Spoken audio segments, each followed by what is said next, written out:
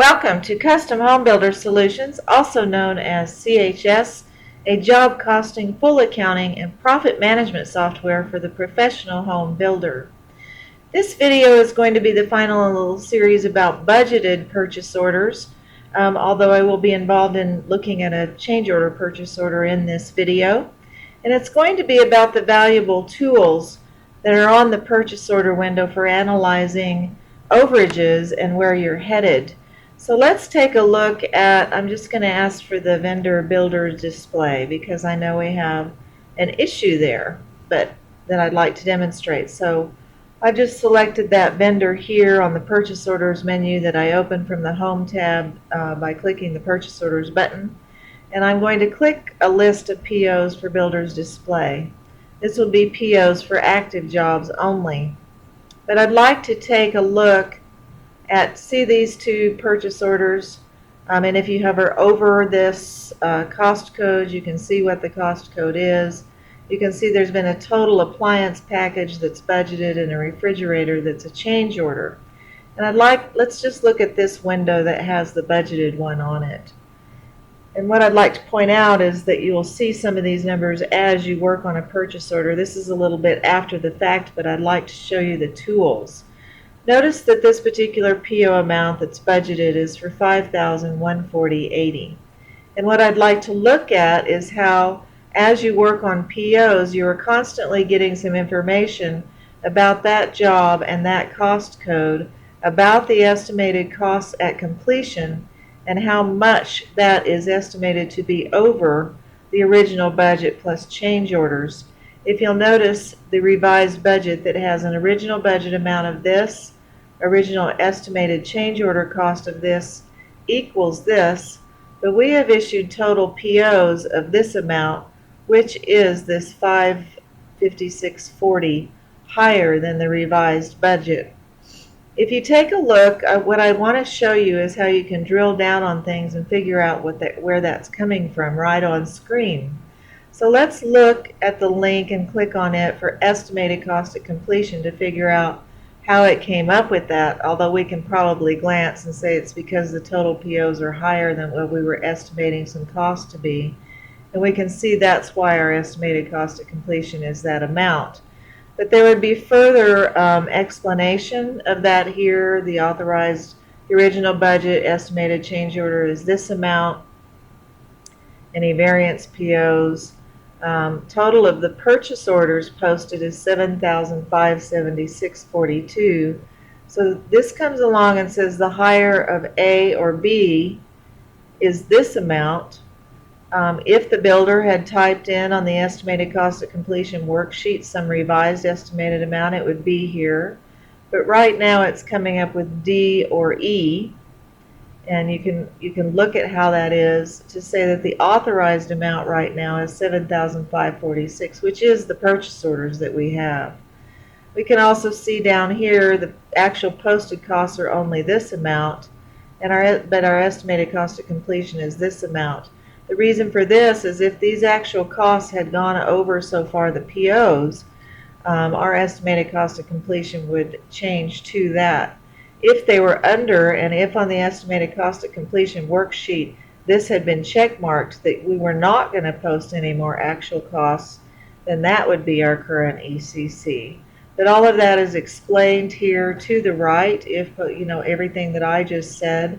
So you can look at this to help you understand where this ECC number is coming from and how come the program is deciding to say that's where our costs are headed. And right now it has to do with POs that are higher than what we thought our costs would be. So let's drill down on the purchase orders. And we can see that there's this one that we're looking at on our screen that's the budgeted amount. But we can also see that there's one that is considered a change order purchase order. And we had typed in a little note there about it being over, and that it's for $2,435.62, which we can look at by closing this. That we only estimated our cost for that change order to be $1,879. And we can see that we estimated our profit. We estimated the cost to be this, and we set a change order price for the customer to be this, and we estimated our profit to be $469.80, which is actually less than what we're going to be over. So right away on this window, we could see we want to see if we've paid any costs on that. We're probably doing all of this because we're issuing a change order PO, and we'll see these same numbers over here as soon as we have put in the amount of that change order, purchase order for the change order.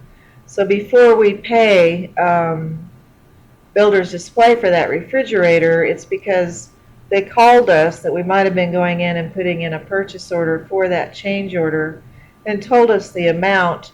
We could decide right now that we need to go back to the home buyer and say, you picked a refrigerator for higher than what we agreed on our change order, so we're going to need to change our change order. But you can see how you would spot that as soon as you're issuing the change order PO. Let's do that for a second. Let's click on this one and play like we're just issuing that change order purchase order, and that's this one. Say we're just on screen, we're preparing this purchase order for $244.35, and real easily we could see that our estimated cost was this amount. So we might halt right here and change the purchase order before we issue this change the change order. Before we issue this purchase order, we need to have a discussion with the home buyer. So you can see how handy knowing these overages as soon as you're entering some information here can stop you and make you take care of some things. The other things that are on here that you can drill down to is see this POs versus costs.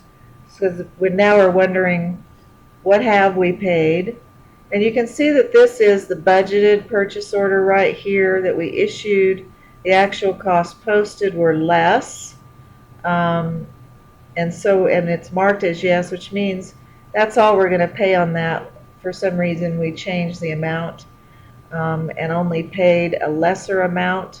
But even with that, the overage caused by the change order that is over the amount of the estimated cost of the change order, we are still projecting this amount to be higher just because of the difference in the change order.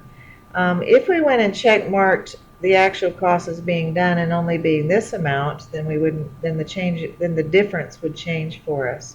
Hopefully that makes some sense. You can also look at POs versus budget here.